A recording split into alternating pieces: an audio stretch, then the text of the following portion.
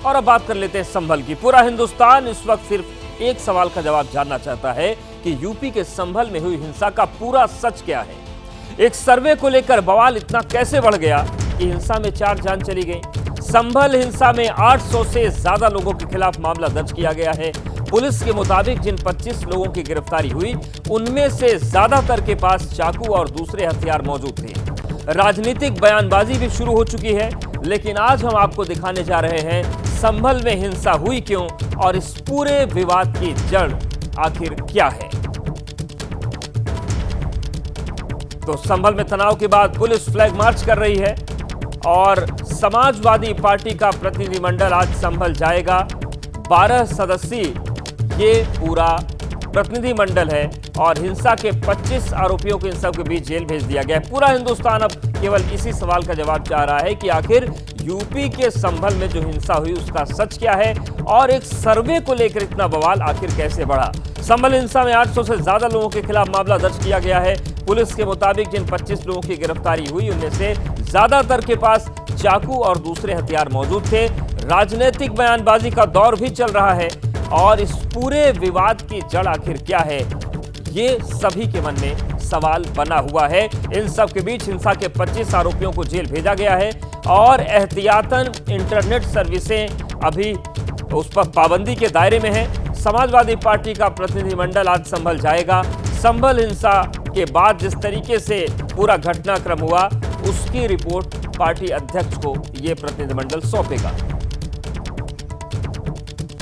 संभल हिंसा के बाद अब शांति व्यवस्था किस तरीके से स्थापित हो, इसके लिए पुलिस जो है वो लगातार फ्लैग मार्च कर रही है। हम आपको तस्वीरें दिखा रहे हैं उसी फ्लैग मार्च की जिसमें यूपी पुलिस के जो आला अधिकारी हैं, इसके अलावा आरएएफ के जवान, पीएसी के जो जवान हैं वो पूरे इलाके में यहाँ पर फ्लैग मार्च करते हुए जो है वो दिखाई दे रहे हैं, ताकि जो स्थानीय लोग हैं, जो स्थानीय निवासी हैं, उनके जहन में पुलिस के प्रति जो है वो विश्वास जो है वो यहाँ पर बना रहे। और इसी विश्वास के लिए जो है ये फ्लैग मार्च जो है वो जामा मस्जिद के इलाकों में जो छोटी छोटी और जो संकरी गलियां हैं उन इलाकों में ये फ्लैग मार्च जो है वो पूरे दल बल के साथ जो है वो इस वक्त जहां पर जो है वो बनता हुआ जो पुलिस के जो जवान हैं वो यहां पर दिखाई दे रहे हैं। हम आपको क्योंकि संभल हिंसा में अब तक 4 लोगों की मौत जो है वो यहां पर हो चुकी है और अब यहां पर शांति व्यवस्था के लिए, लॉ एंड ऑर्डर की सिचुएशन को कंट्रोल में रखने के लिए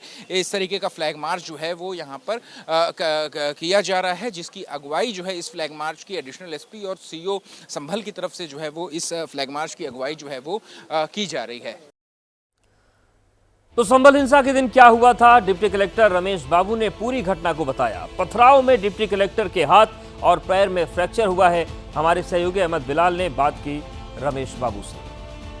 कुछ शांतिपूर्वक चल रहा था, अचानक से ऐसा क्या हुआ, क्या हालात हुए कि स्थिति इतनी बिगड़ती चली गई? क्या देखा आपने, आप कहाँ थे, क्या देखा आपने, पूरा घटनाक्रम अगर बताएं। जिलाधिकारी महोदय संभल के आदेश दिनांक 23/11 के अंतर्गत रात में मुझे पता चला कि सुबह 6 बजे वहाँ पहुँचना है।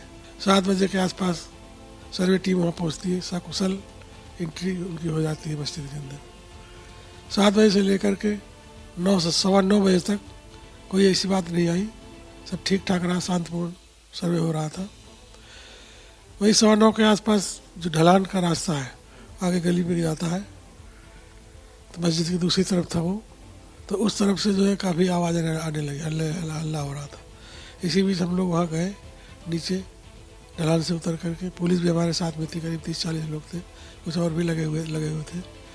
तो देखा गया कि करीब 600-700 आदमी से 800 आदमी के आसपास आगे आने की कोशिश कर रहा है।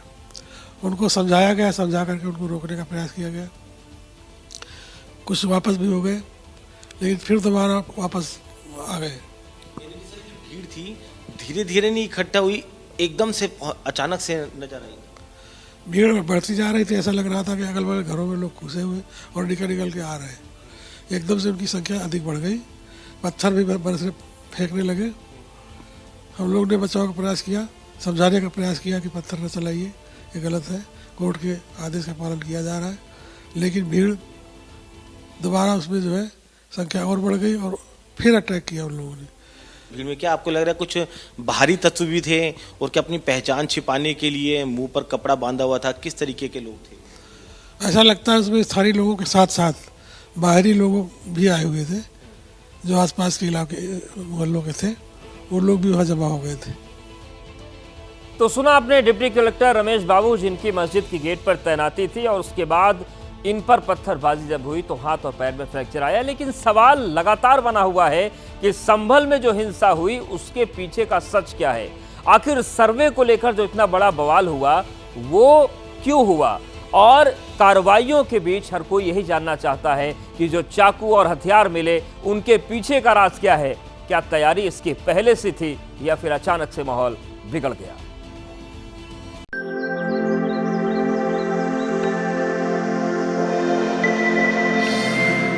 आज हम आपको बताएंगे कि उत्तर प्रदेश का जो संभल रविवार सुबह तक बिल्कुल शांत था, वहां हिंसा का ज्वालामुखी आखिर कैसे धधक उठा। शांत रहो, जो बनवा कर लो, कौन क्या कह रहा है?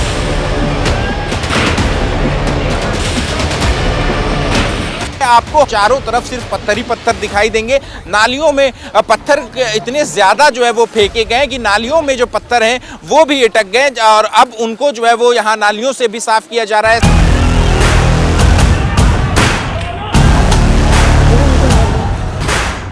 आज हम बताएंगे कि संभल की बाबरी मस्जिद कही जाने वाली शाही जामा मस्जिद की चौहद्दी में हिंसा का चक्रव्यूह कैसे रचा गया।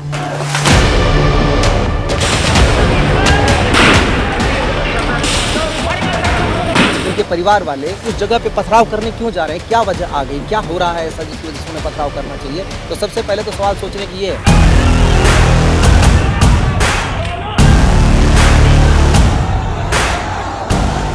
सड़क पर पत्थरों की ये चादर किसने बिछाई? कोई ऐसे ही धर्म का काम करने नहीं जा रहा था, कोई पुण्य का काम करने नहीं जा रहा था, किसी की मदद करने नहीं जा रहा था, पढ़ाई करने नहीं जा रहा था, नौकरी करने नहीं जा रहा था। पूरे शहर को इन लोगों ने आग में झोंक दिया।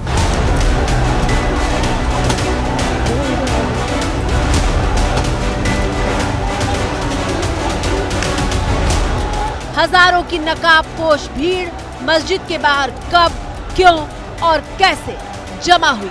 ये शाही जामा मस्जिद है और जामा मस्जिद के ठीक बाहर जो गाड़ियां हैं वो अभी भी जली हुई अवस्था में यहाँ पर पड़ी हुई हैं, जो कि ये बताने के लिए काफ़ी है किस तरीके से जो बलवाई है, जो दंगाई है, वो यहाँ पर इकट्ठा हुए और फिर जो है वो ताबड़तोड़ यहाँ पर पत्थर जो है वो भी यहाँ पर बरसाने लगे और रास्ते में जो भी गाड़ियाँ जो भी वाहन जो है उन्हें दिखाई दिए उनको जो है वो आग के हवाले कर दिया। मकसद जो है वो यही था कि किसी तरीके से जो शांति व्यवस्था है, जो कानून की प्रक्रिया है, उसमें बाधा डाला जाए।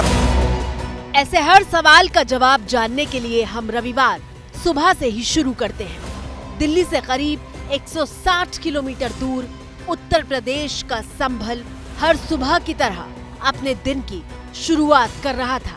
धुंध और कोहरे की चादर में लिपटे शहर की सड़कों पर गाड़ियां दौड़ने लगी थी।